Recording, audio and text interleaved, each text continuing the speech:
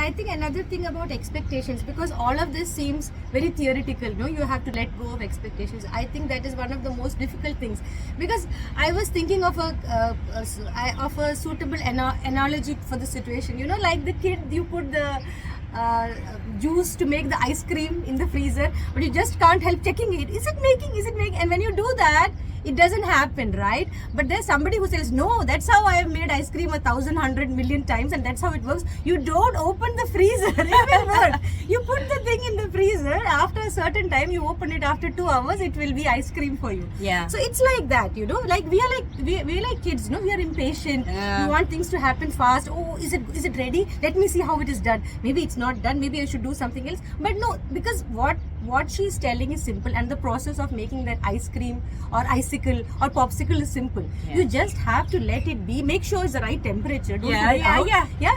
And Do your best and Yeah. trust And the process, trust the because we process. know the process. And maybe if you don't trust the process, that's when you get consulting. That's when you get someone to say, am I doing it right? And I think that was a big thing with Liza, was Yeah. she realized that she was doing a lot of things right, and whatever she felt like she wasn't uncomfortable with and not confident with, now she's confident because she got some coaching.